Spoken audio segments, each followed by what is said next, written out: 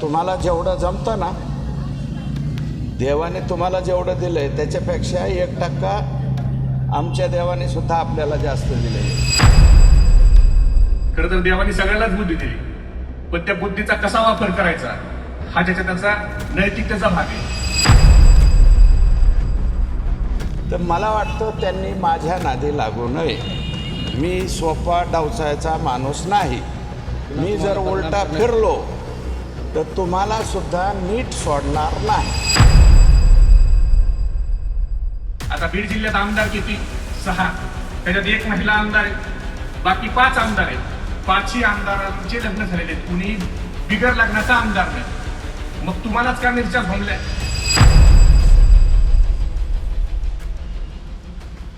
काल भाजपाचे आमदार सुरेश धस यांनी जयंत पाटील साहेबांच्या बद्दल काही वक्तव्य केलं आणि ते वक्तव्य केल्यावर एक गोष्ट मला प्रकर्षानं जाणवली कि जिनके किरदार मैले होते हैं अक्सर वही लोग दूसरों के किरदार पर उंगलियां उठाते. आमदार काय म्हणले जयंत पाटील साहेबाला की त्यांना जेवढं देवानी बुद्धी दिली त्याच्यापेक्षा आम्हाला जास्त दिली.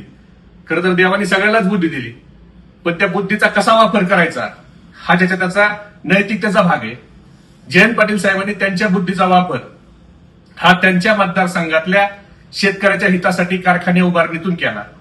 विक्रमी 3-3.5 हजार रुपयाचा रेट हा 15व्या दिवशी त्या शेतकऱ्याला मिळतो. तिथं संस्था चांगल्या उभा केल्या, ज्या संस्थेत किमान 300-350 विदेशातली लोक येऊन वाळव्यामध्ये त्या ठिकाणी शिक्षण घेत आहेत. हे त्यांच्या बुद्धिमत्तेचा त्यांनी कसा वापर करायचा हे ठरवलं. पण तुमच्यासारखी काही लोक बुद्धिमत्तेचा वापर काय करतात तर आपल्या सोबत 9 वर्ष जीवावर उदार होऊन ज्या कार्यकर्त्यांनी काम केलं त्या कार्यकर्त्यावर खोटे बलात्काराचे गुन्हे दाखल करून त्यांचे आयुष्य उद्ध्वस्त करायसाठी तुम्ही डोक्याचा वापर करता. देवस्थानाच्या जमिनी हडप करायसाठी डोक्याचा वापर करता. शेवटी डोकं हे सगळ्याला दिलंय, पण वक्फ बोर्डाच्या आणि देवस्थानाच्या जमिनी लाटायसाठी कधी जयंत पाटील साहेबांनी डोक्याचा वापर केला नाही. बोलण्यासारखं भरपूर आहे.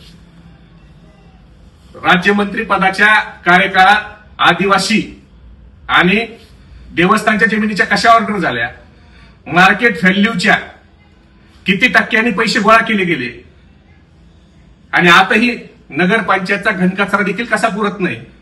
ह्या बऱ्याच गोष्टी आहेत. अगदी बुट्ट्या गायकवाडचा खून प्रकरणापासून मोठी यादी आहे. बात निकली तो दूर तक जाएगी.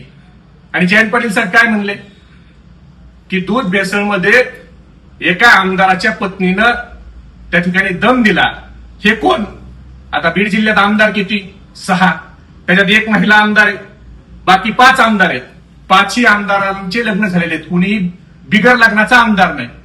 मग तुम्हालाच का मिरच्या झोंबल्या? त्यांनी तर कुणाचं नाव घेतलं नव्हतं.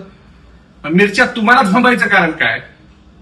आणि त्यांचं काय GRचं जे घेतलंय ऑनलाईनचं, तर त्या ऑनलाईनच्या जिओ टॅगच्या JR जे म्हणताय त्याच्यावर देवेंद्र फडणवीस जलसंपदा मंत्री असताना 20,000 कोटी रुपयाचे टेंडर हे देवेंद्र फडणवीसांनी काढले.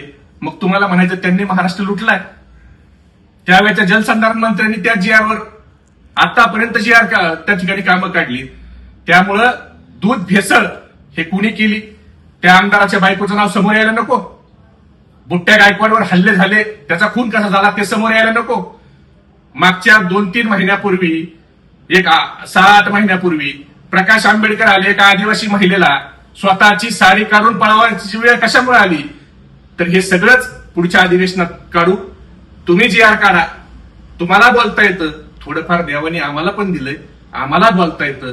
शेवटी एवढंच सांगतो, आंधळ्याने आरसा विकायचा नसतो आणि ज्याची जगणं खोटं आहे त्यांनी सत्याचं भजन गायचं नसतं.